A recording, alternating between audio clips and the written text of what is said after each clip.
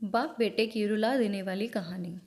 रोहित एक कॉलेज में छात्र था। उसने एक डीलर के शोरूम में एक सुंदर स्पोर्ट्स कार देखी थी और वो लंबे समय से अपने लिए एक ऐसी ही कार चाहता था। रोहित जानता था कि उसके माता पिता इसे खरीदने के लिए सक्षम हैं, इसलिए उसने उन्हें बताया कि उसे ये कार अपने ग्रेजुएशन कंप्लीट होने पर गिफ्ट के रूप में दें। देखते ही देखते वो दिन भी आ गया और पिता ने रोहित को अपने निजी कार्यालय में बुलाया। उन्होंने उससे कहा कि मुझे तुम्हारे जैसे अच्छे बेटे पर बहुत गर्व है। उन्होंने उसे बताया कि वह उससे कितना प्यार करता है और उसे एक सुंदर रैपर से लिपटा हुआ उपहार दिया। रोहित उस छोटे से गिफ्ट के डिब्बे को देख उदास महसूस करने लगा, लेकिन वह जानने के लिए उत्सुक था कि ऐसा क्या था उस डिब्बे में। इसलिए उसने डिब्बे को तुरंत खोला और उसमें एक लाल कपड़े से लिपटी भगवत गीता देखी। आप इतने अमीर हैं और आप मुझे केवल एक गीता दे रहे हैं? काफ़ी गुस्से से अपने पिता पर वो चिल्लाया और अपनी नाराज़गी और गुस्से के वश में आकर ना आप देखा ना तब तुरंत घर छोड़ दिया। काफ़ी साल बीत गए। रोहित अब एक सफल व्यवसायी बन गया था। वह अपने जीवन में खुश था। उसकी शादी हो चुकी थी और उसके 2 बच्चे थे।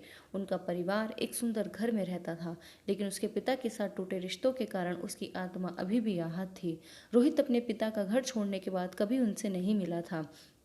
रोहित को उस दिन के बाद अपने पिता को ना मिल पाने का पछतावा हमेशा रहने वाला था, क्योंकि एक दिन उसे एक पत्र मिला जिसमें उसके पिता के निधन की खबर थी और साथ ही ये लिखा था कि उन्होंने अपने जीवन भर की पूंजी वसीयतनामा के अनुसार अब रोहित के नाम कर दी थी।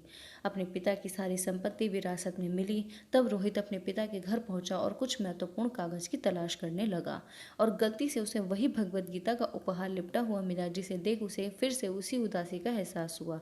उस गीता को उसने अच्छे से देखा तो उस पर अपने पिता की हैंडराइटिंग में कुछ लिखा पाया। उस पर लिखा था, मैं खुद को बेचकर भी हर सपना पूरा करूंगा तेरा, बस तू अब सपने ज़रा बड़े देखना। ये एक बाप नहीं, जिंदगी का सबसे पहला दोस्त बोल रहा है तेरा। ये कविता पढ़ी ही थी कि अचानक उस किताब से एक चाबी गिरी, जिसके ऊपर लगे टैग पर उसके ग्रेजुएट होने की तारीख के साथ कॉन्ग्रेचुलेशन और आई लव यू लिखा हुआ था। रोहित के सर के ऊपर से उसके पिता का साया तो पहले ही उड़ चुका था, और आज उसकी ज़िंदगी की सबसे बड़ी गलती के बारे में जानकर उसके पैरों के नीचे से ज़मीन भी खिसक गई। इस दिन रोहित की आंखें और रूह दोनों पछतावे के आंसू रोई।